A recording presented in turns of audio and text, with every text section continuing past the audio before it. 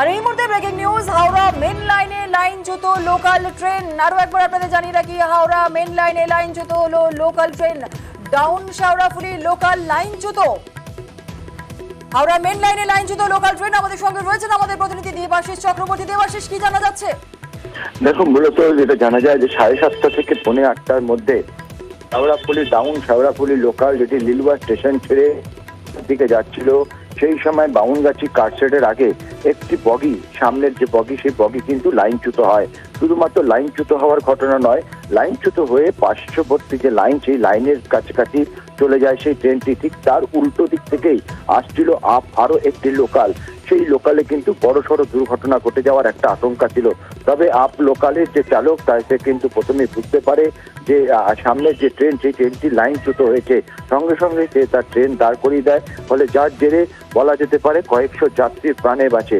তবে ইতিমধ্যেই এই লাইনচ্যুত ট্রেনটিকে সরানোর কাজ শুরু করেছে রেলের তরফ থেকে।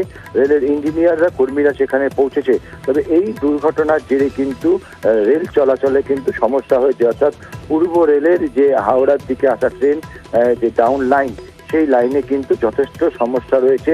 তবে রেলের তরফ থেকে জানানো হচ্ছে যে একাধিক ট্রেন, যেহেতু অফিস টাইম রয়েছে, একাধিক ট্রেন আসার কথা ডাউন দিকে, সেই কারণে সেই ট্রেনগুলিকে একটি লাইন দিয়ে পারাপারের চেষ্টা চালাচ্ছে। তবে এই পরিস্থিতি সামাল দিতে আরো বেশ কয়েক ঘন্টা সময় লাগবে বলে পূর্ব রেলের তরফ থেকে জানানো হয়েছে। বেশ, ধন্যবাদ। ডাউন শেওড়াফুলি লোকাল যখন রেলওয়ে স্টেশন ছেড়ে হাওড়ার দিকে আসছিল, ঠিক বামুনগাছি কারশেড, সেই কারশেডের আগেই, কিছুটা আগেই কিন্তু লাইনচ্যুত হয়। এবং পিছনের দিক থেকে যে 4 নম্বর বগি, সেই বগিটি কিন্তু লাইনচ্যুত হয়। ঠিক তার পাশের যে লাইন, সেই লাইন দিয়েই আসছিল আরো একটি লোকাল ট্রেন। সেই লোকাল ট্রেনের চালক কিন্তু বুঝতে পারে যে সামনের যে ট্রেন, সেটি কিন্তু লাইনচ্যুত হয়েছে। সঙ্গে সঙ্গে সে তার ট্রেন দাঁড় করিয়ে দেয়। তার কারণ সেই ট্রেন যদি রান করতো, পরবর্তীকালে যে পাশের যে বগি, যে বগিটি লাইনচ্যুত হয়, সেটি কিন্তু অন্য লাইনের কাছাকাছি চলে যায়। ফলে সেই কারণে কিন্তু যদি সেই ট্রেন চলতো, তাহলে সেই ট্রেনেও ধাক্কা লাগতো এবং বড়সড় দুর্ঘটনা ঘটতে পারত বলে মনে করা হচ্ছে।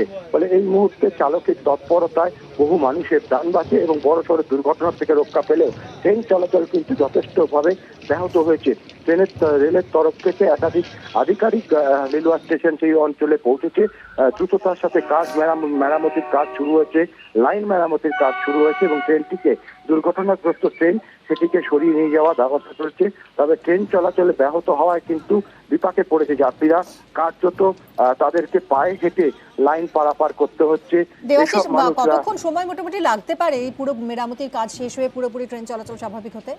দেখো, পুরোপুরি ট্রেন চলাচল স্বাভাবিক হতে কিন্তু আরো ঘন্টা দুয়েক লাগবে বলে রেলের তরফ থেকে জানানো হচ্ছে, বা ইঞ্জিনিয়ার যারা সেখানে রয়েছেন তাদের। তার কারণ তাদের দাবি, যেখানে একটি দুর্ঘটনা ঘটেছে, বড়সড় দুর্ঘটনার থেকে রক্ষা পাওয়া গেছে, তার আশেপাশের লাইনগুলিকেও তারা কিন্তু পরীক্ষা করবে, চেক করবে। তার কারণ যেহেতু বারবার করে বলা হচ্ছে ভারী বৃষ্টির জেরে এই ঘটনা, বা আবহাওয়া পরিবর্তনের জেরে কিন্তু এই ঘটনা, সেই কারণে পার্শ্ববর্তী যে লাইনগুলি রয়েছে, সেগুলিকে পরীক্ষা নিরীক্ষার পর পুরোপুরি স্বাভাবিক করা হবে ট্রেন চলাচল। দেবাশিস, আমাদের নজর থাকবে এদিকে। আপাতত অনেক